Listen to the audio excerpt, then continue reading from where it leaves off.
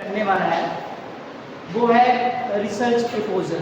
Research proposal शोध प्रारूप कि हम लोग जब भी कोई रिसर्च करते हैं तो उसके लिए हमें सबसे पहले एक प्रपोजल तैयार करना पड़ता है, एक प्रारूप तैयार करना पड़ता है जिसको बेस मानकर हम लोग अपने आगे की रिसर्च जो वो करते हैं।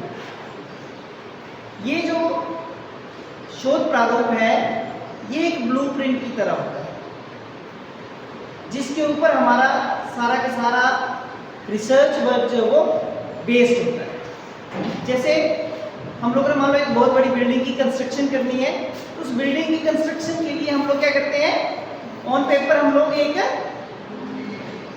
नक्शा बनाते हैं कि फर्स्ट फ्लोर में इतने रूम्स होंगे, इतनी इसकी लेंथ है, इतनी इसकी ब्रेड्थ रहेगी, इसमें इतने रूम्स बनेंगे, रूम्स का साइज ये रहेगा, दीवारों में ईंटें लगेंगी, इतना पैसा खर्च होगा, इतना टाइम लगेगा, इतने जो है वो मिस्त्री लगेंगे, इतने मजदूर लगेंगे, इतने दिन के बाद ये हमारा प्रपोजल जो है वो कंप्लीट होगा। तो हम लोग नक्शे के रूप में हम लोग उस बिल्डिंग को पहले उसका ब्लूप्रिंट तैयार कर देते हैं, फिर उसके बाद हम लोग उस पर एक्चुअल काम करना शुरू करते हैं। तो ये जो रिसर्च प्रपोजल है ये भी एक ब्लूप्रिंट है जिसमें हम लोग पहले से ही ये योजना बना लेते हैं, योजना तय कर लेते हैं कि हम लोगों ने जो शोध करना है उसमें कौन कौन सी चीजें जो वो रहने वाली हैं। सबसे इंपॉर्टेंट होता है आपके रिसर्च प्रपोजल के बेस के ऊपर ही आपकी जो रिसर्च है वो होती है। आजकल पीएचडीज में एडमिशन लेनी है आप लोगों ने तो भी आप लोगों को अपना एक जो ब्लूप्रिंट है, साइनॉप्सिस जिसको हम लोग बोलते हैं, साइनॉप्सिस भी इसको कह सकते हैं, वो बनाना होता है कि आप लोग क्या करना चाहते हैं, क्या शोध जो वो किस क्षेत्र के अंदर क्या आपका टॉपिक रहने वाला है, क्या उसके ऑब्जेक्टिव्स रहेंगे, क्या हाइपोथेसिस रहेंगी, आपकी जो शोध है उसका क्या नीड एंड सिग्निफिकेंस रहने वाली है, उसका स्कोप क्या रहने वाला है, उसकी लिमिटेशंस क्या रहने वाली है, वो सारा उस शोध के अंदर आपको रखना पड़ता है। पीएचडी में एडमिशन के लिए भी आपको अपने प्रपोजल सबमिट करने होते हैं, या फिर आप लोगों ने मान लो कोई प्रोजेक्ट्स लेना है, फंडिंग प्रोजेक्ट लेना है कोई, जैसे यूजीसी ग्रांट करती है, आईसीएसआर ग्रांट करती है, स्कॉलरशिप सुनी होगी आप लोगों ने, उसके आधार पर आपको स्कॉलरशिप प्रोवाइड करवाई जाती है। तो उसके लिए सबसे पहले आपको एक अपना साइनॉप्सिस सबमिट करना होता है, प्रारूप सबमिट करना होता है कि आप क्या करना चाहते हैं। फिर एक स्क्रीनिंग कमेटी रहती है, वो देखती है कि आपकी जो शोध की योजना है या आपकी जो शोध की नीड एंड सिग्निफिकेंस क्या है, उसके बेस के ऊपर आपको ग्रांट प्रोवाइड करना होता है। ठीक है, तो जो कुछ माइनर प्रोजेक्ट्स होते हैं, मेजर प्रोजेक्ट्स होते हैं, उनके लिए आपको ये साइनॉप्सिस जो वो बनाना पड़ता है। इवन जो पीजीज की डिग्रीज होती हैं, पीजी डिग्री में भी जब रिसर्च करवाते हैं उसके लिए भी आपको एक पहले ब्लूप्रिंट बनाना पड़ता है कि आप क्या रिसर्च करने जा रहे हैं, आप लोगों ने क्या करना है, उसका पहले ही एक ड्राफ्ट बनाना पड़ता है, एक प्रारूप बनाना पड़ता है जिसे सबमिट करवाना पड़ता है, और जो सुपरवाइजर्स होते हैं या जो गाइड रहते हैं आपके, फिर उस प्रपोजल को एक्सेप्ट करते हैं या उसको मॉडिफाई करते हैं। उसके आधार पर जो है वो हम लोग आगे अपने रिसर्च या शोध कार्य को आगे बढ़ाते हैं। रिसर्च प्रपोजल क्या है और ये कैसे लिखते हैं इसके ऊपर हम लोग आज चर्चा करेंगे। रिसर्च प्रपोजल है क्या, ये एक ब्लूप्रिंट है। जैसे मैंने पहले बताया ये क्या है, एक ब्लूप्रिंट है, it's a blueprint of future activities of a research project. जो हमारा रिसर्च का प्रोजेक्ट है उसका एक फ्यूचर ब्लूप्रिंट है कि हम लोगों ने आगे जा करके क्या क्या करना है, कि कौन कौन सी जो मेथोडोलॉजी है वो एडॉप्ट करनी है, कौन सा सैंपल रहने वाला है, क्या हमारी हाइपोथेसिस रहेंगी, क्या हमारी लिमिटेशंस रहेंगी, वो सारी आप लोगों को इसके अंदर लिखनी होती है। ये क्या है, some sort of preconceived framework for starting the activities. ये हमारे पास क्या है, एक फ्रेमवर्क है जो हमने पहले ही बना लिया है। It deals with ideas of researcher, जो शोधकर्ता होता है उसके विचार रहते हैं इस रिसर्च प्रपोजल के अंदर। किसके बारे में वो विचार होते हैं, वांट टू डू, कि वो क्या कौन सा शोध कार्य करना चाहता है। व्हाट ऑब्जेक्टिव्स एंड मेथोडोलॉजी ही और शी हैज सेट, कौन कौन से उद्देश्य, कौन कौन सी जो शोध की पद्धति है वो अपनाएंगे। How much time and resources are required to complete it, इस प्रोजेक्ट को, इस शोध कार्य को पूरा करने के लिए उसे कितने वक्त की जरूरत रहेगी और कौन से संसाधनों का वो प्रयोग करेगा। How the research findings are to be reported and so on, और जो शोध कार्य के रिसर्च की फाइंडिंग्स आएंगी उनको रिपोर्ट कैसे करना है, ये सारी चीजें जो है इस रिसर्च प्रपोजल के अंदर रहने वाली होती है। Deals with the idea of researcher about what research is want to do, what objectives and methodology, same चीज है। इसमें हम लोगों ने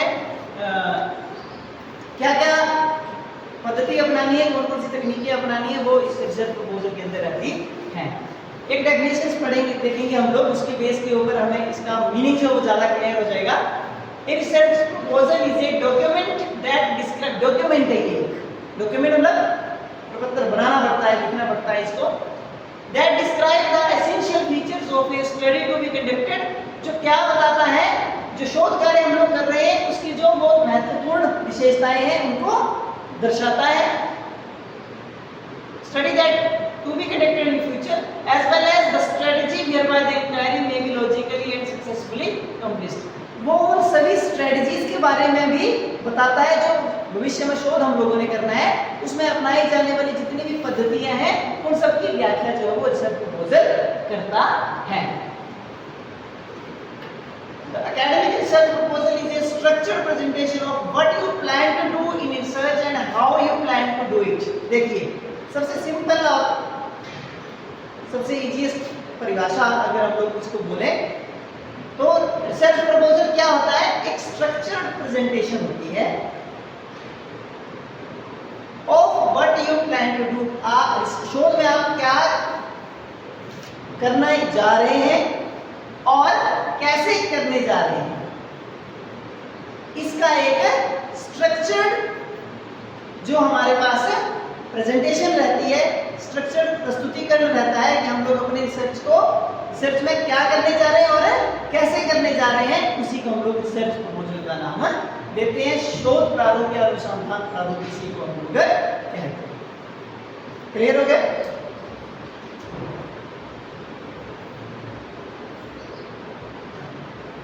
नेक्स्ट डेफिनेशन है, the meaning of proposal suggest looking forward to what the researcher plans to do in the future. भविष्य में जो शोध करता है वो क्या करना चाहता है, वो रिसर्च प्रपोजल के अंदर हमें दर्शाई देता है।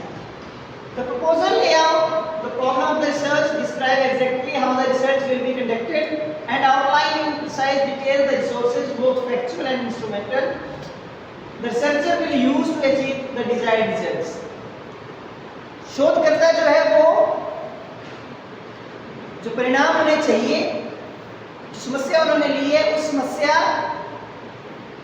को सॉर्ट आउट करने के लिए एक आउटलाइन तैयार करता है जिसमें कौन कौन से संसाधनों का प्रयोग किया जाना है, कौन कौन सी स्ट्रेटजीज का प्रयोग किया जाना है, ये सारी चीजें जो वो उस प्रारूप के अंदर डिस्क्राइब की जाती हैं।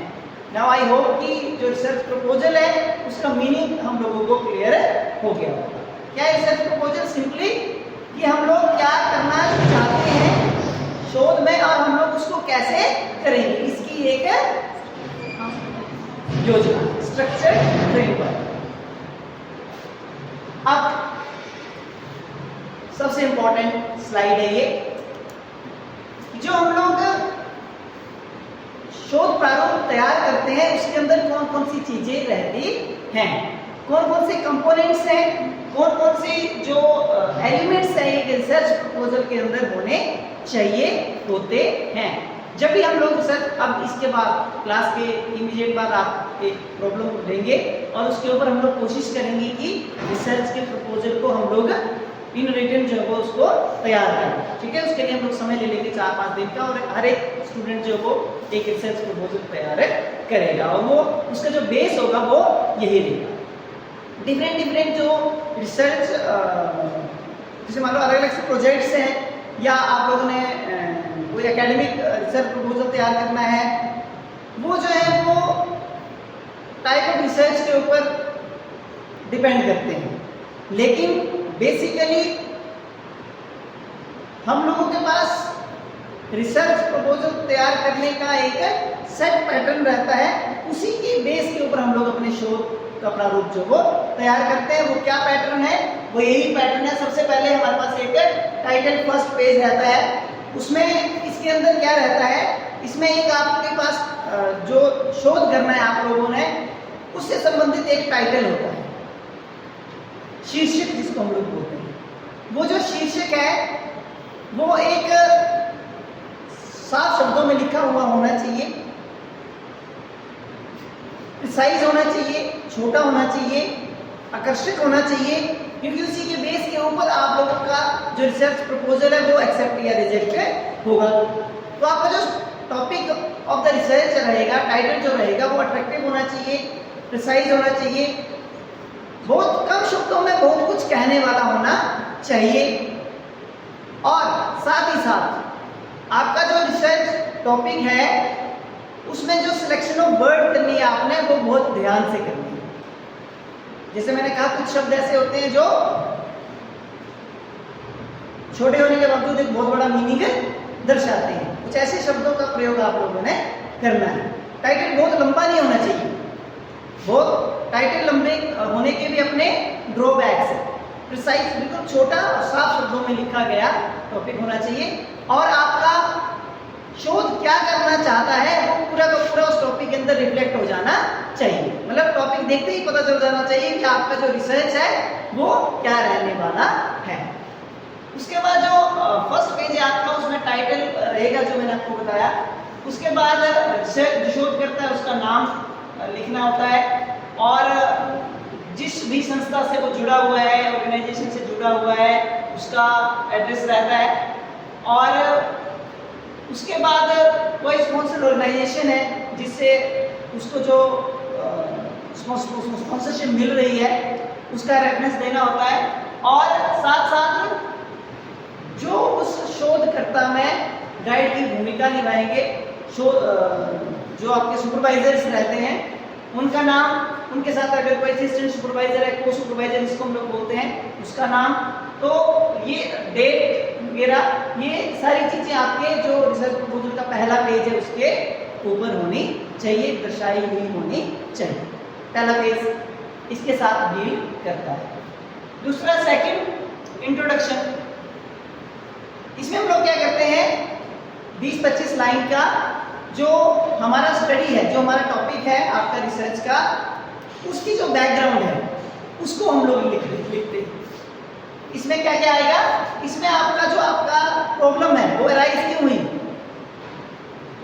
उसका क्या बैकग्राउंड रहा है, अपने टाइटल से संबंधित हम लोगों को इंट्रोडक्शन देना होता है, जिसमें मेन फोकस हमारा जो रहता है वो बैकग्राउंड ऑफ द प्रॉब्लम क्या है, ये जो टॉपिक है इसका इमरजेंस कैसे हुआ है, ये सारी चीजें आप लोगों को फर्स्ट ये जो आपका इंट्रोडक्शन है इसके अंदर इसका रेफरेंस जरूर देना होता है, लिखना पड़ता है।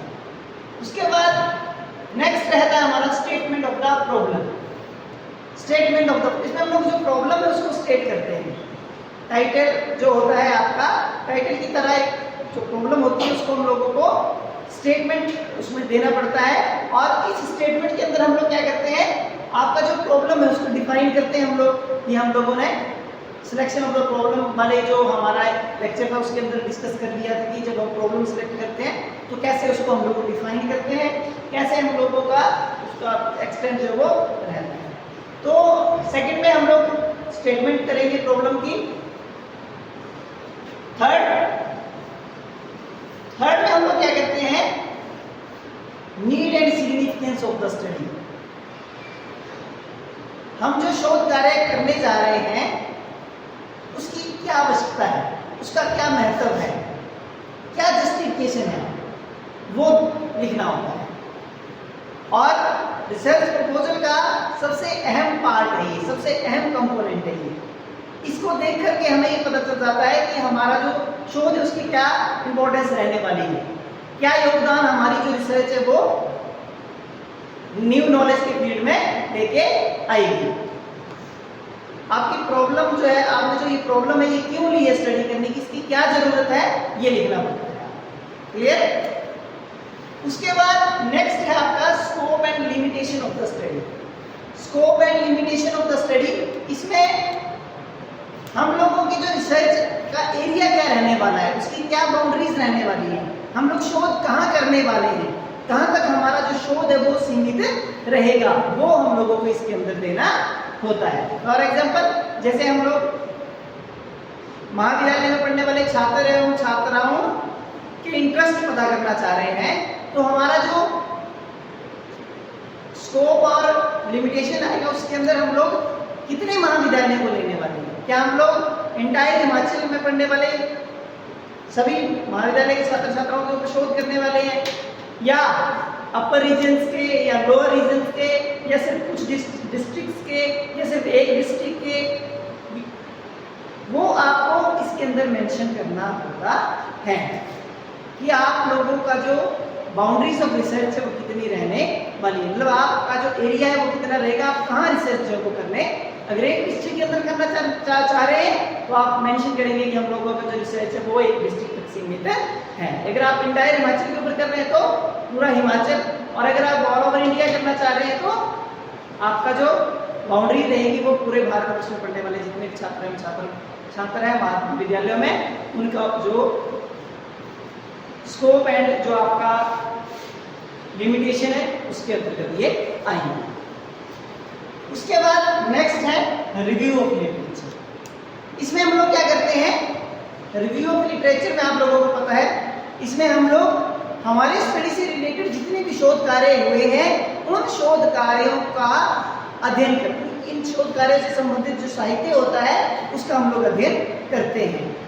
ये रिसर्च पेपर्स जितने भी पब्लिश हुए होते हैं, आपके जो DOIs हैं या सर्वेज हैं या जितने भी आपके प्रोजेक्ट्स की फाइंडिंग्स हैं, जो भी शोध कार्य पहले आपके शोध कार्य से मिलता जुलता हुआ है, उस पूरे का पूरे शोध कार्य का जो साहित्य है उसका हम लोग अध्ययन करते हैं, और जो रिसेंट्स आपके रिव्यू ऑफ रिलेटेड लिटरेचर है उनको हम लोग मेंशन करते हैं इसमें। जैसे फॉर एग्जांपल ए द्वारा की गई रिसर्च ये थी, इसका टॉपिक ये था और इसके जो फाइंडिंग्स हैं वो ये थी। फिर नेक्स्ट बी ने ये रिसर्च किया था, इस क्षेत्र में किया था, ये इसके ऑब्जेक्टिव्स थे, ये इसकी हाइपोथेसिस थी और ये इसकी फाइंडिंग्स आई थी। इस तरह से करके हम लोगों को 20-25 जो रिव्यूज हैं वो हम लोगों को देने होते हैं।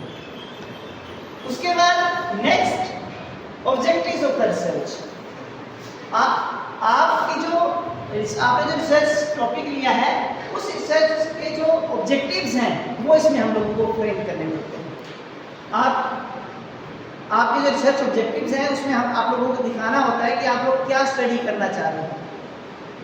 जैसे फॉर एग्जांपल जो टॉपिक हम लोगों ने लिया उसका एक मेन ऑब्जेक्टिव क्या होगा, to study the interest of college students.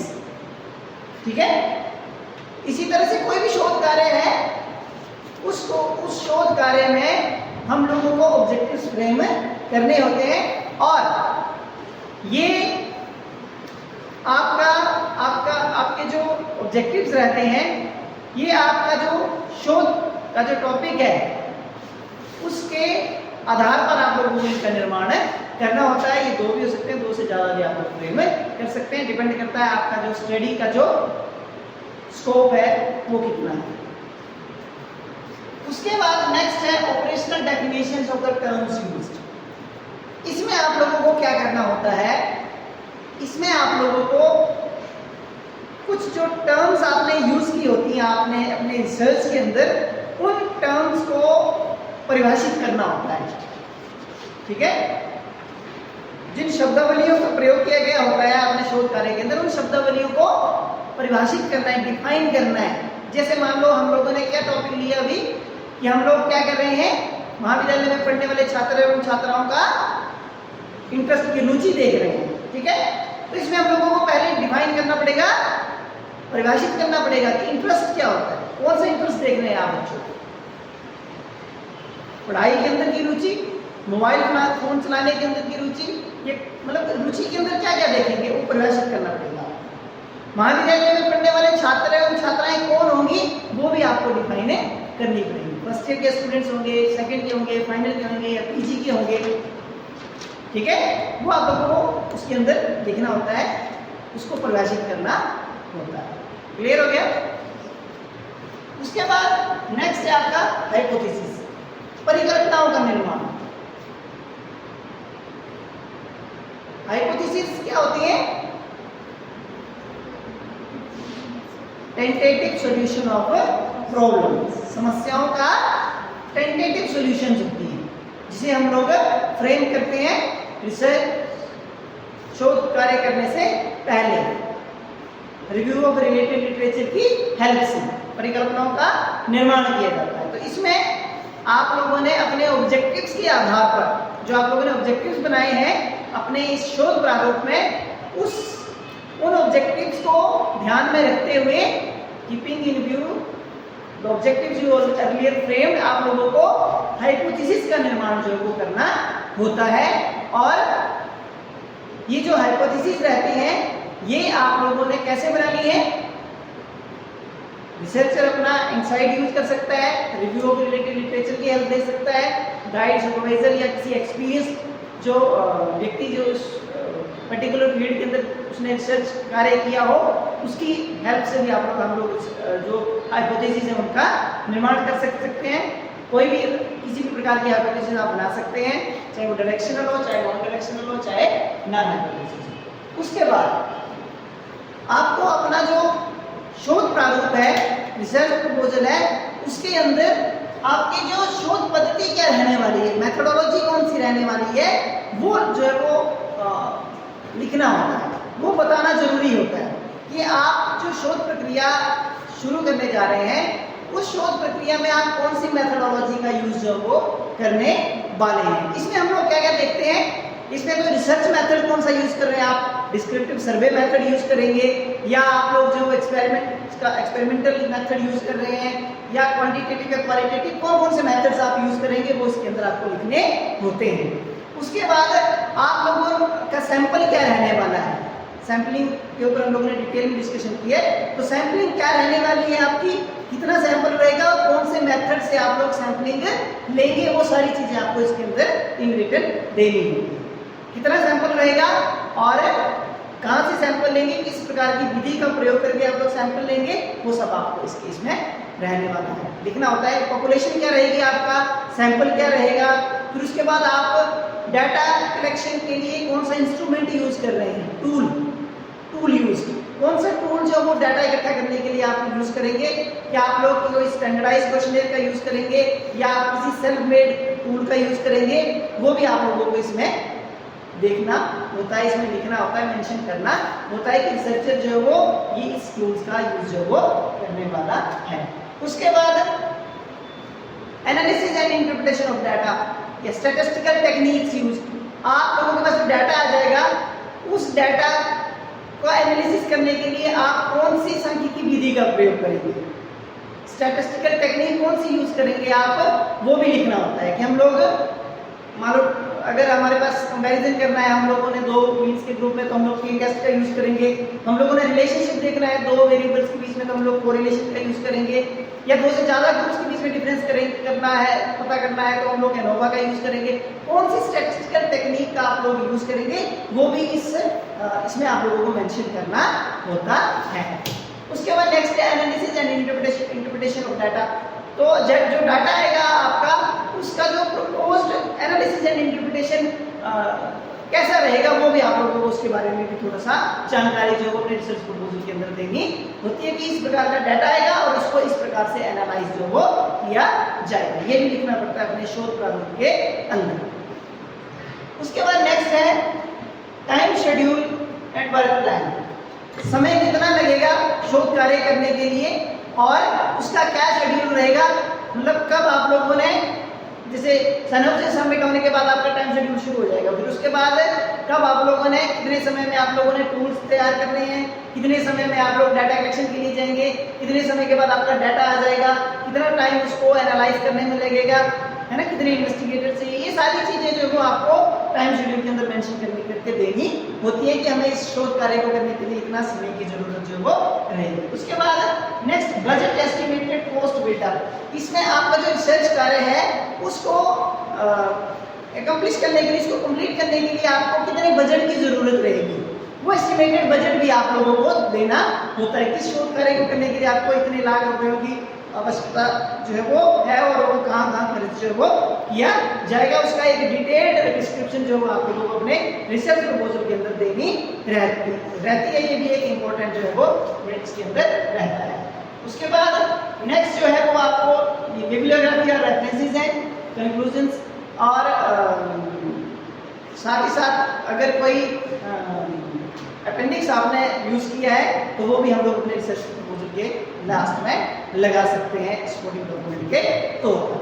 ठीक है, तो ये सारे स्टेप्स जो हैं इनको फॉलो करके हम लोग एक बहुत ही अट्रैक्टिव, बहुत ही शानदार, बहुत ही लुभावना रिसर्च प्रपोजल जो है वो तैयार कर सकते हैं, जो हमारी स्क्रीनिंग कमेटी को उस प्रपोजल को एक्सेप्ट करने के लिए जो मजबूर है वो कर सकता है। तो ये सारी चीज़ें आप लोगों को जब हम लोग मद्देनजर रखेंगे, उन सारी चीज़ों को हम लोग माइंड में रखते हुए जब रिसर्च प्रपोजल तैयार करेंगे तो वो रिसर्च प्रपोजल जो होगा एक अट्रैक्टिव रिसर्च प्रपोजल होगा और वो निश्चित तौर पर एक्सेप्ट होने वाला है। क्लियर? तो ये था हमारा आज का टॉपिक रिसर्च प्रपोजल, और एक अच्छा रिसर्च प्रपोजल तैयार करने के लिए हमें कौन कौन सी बातों को ध्यान में रखना चाहिए होता है। क्लियर? तो